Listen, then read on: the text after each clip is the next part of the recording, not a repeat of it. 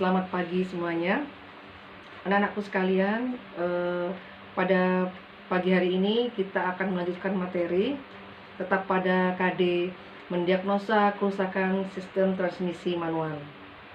Minggu lalu kita sudah belajar apa itu fungsi transmisi, bagaimana cara mendiagnosa kerusakan komponen pada transmisi, lalu urut-urutan dalam membongkar transmisi. Hari ini kita akan melanjutkan materi tersebut, yaitu proses langkah selanjutnya setelah pembongkaran adalah proses pemeriksaan komponen transmisi. Di dalam proses pemeriksaan ada beberapa hal yang perlu kita perhatikan, yaitu tentang keselamatan kerja tentunya. Yang pertama adalah alat-alat yang kita gunakan. Alat-alat yang kita gunakan dalam proses pemeriksaan itu harus tepat ya. Ada beberapa di antaranya adalah mistar sorong, ada mikrometer, ada cooler gauge, lalu ada juga adalah indikator ya. Yang kedua adalah langkah-langkah bagaimana pemeriksaan dalam komponen transmisi. Lalu keselamatan kerja yang selanjutnya yang ketiga adalah spesifikasi atau ukuran yang kita gunakan harus mengacu pada buku manual atau manual book ya.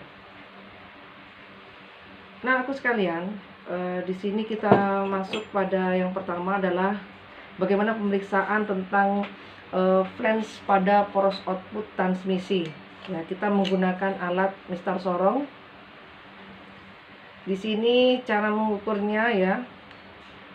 Ketebalannya berdasarkan buku manual adalah 4,80 mm. Itu adalah ketebalan minimum ya, 4,80 mm. Kita ukur seperti ini ya. Lalu untuk mengukur sinkromes celahnya ini antara sinkromes dan roda gigi. Jadi sinkromes, gue yakin kamu kelas 12 sudah paham itu sinkromes, dan ini sudah dipelajari di kelas 11. Mengukur celahnya, celah ring sinkromes dengan roda gigi. Kita gunakan alat apa? Kita gunakan alat yang namanya fuller gauge. Di sini ada beberapa ukuran, ya, ukuran pada fuller gauge.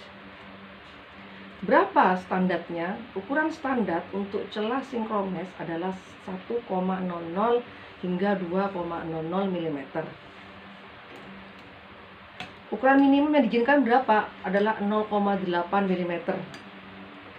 Kita mulai ya. Kita ambil di sini. Masukkan fuller di sini. Nah, ketahuan ya berapa celah pada ring sinkromes dan roda gigi tersebut. Lalu yang ketiga adalah mengukur luncuran dalam. Luncuran dalam seperti ini ya. Untuk diameter luarnya kita mengukur menggunakan alat ukur namanya mikrometer. Kebetulan sih tidak boleh dibawa ya mikrometernya.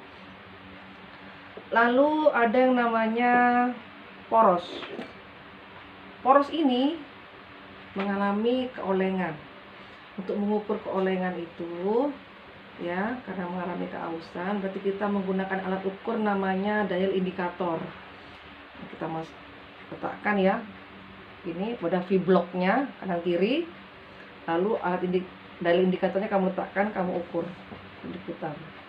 Ketahuan terbaca pada jarumnya. Pada boleh dibawa ini. Lalu setelah mempelajari bagaimana cara pemeriksaan komponen-komponen ya.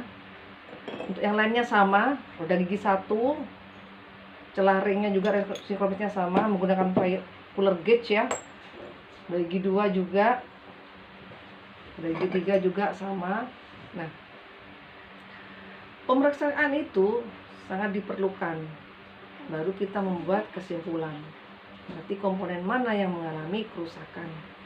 Nah, tentunya kamu harus betul-betul memahami urut-urutan bagaimana langkah pemeriksaan yang benar. Ya. Setelah pemeriksaan dilakukan, kalian simpulkan ya. Setelah itu langsung proses pemasangan.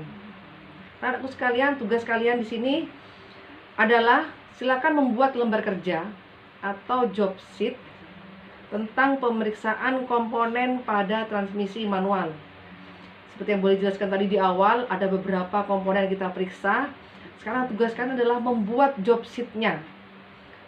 Kalian sebelum ada berupa tabel ya, berupa tabel. Lalu sebelum itu kalian tampilkan keselamatan kerjanya apa saja, alatnya apa saja yang dibutuhkan di dalam proses pemeriksaan komponen. Lalu dibuat tabel lembar kerja. Itu saja tugas kalian. Jadi komponennya apa saja yang diperiksa kamu tulis di situ, dan standarnya berapa kamu juga tulis. Baik.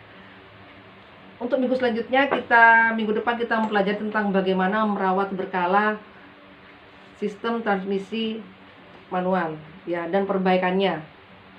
Itu saja yang boleh disampaikan. Boleh akhiri. Wassalamualaikum warahmatullahi wabarakatuh.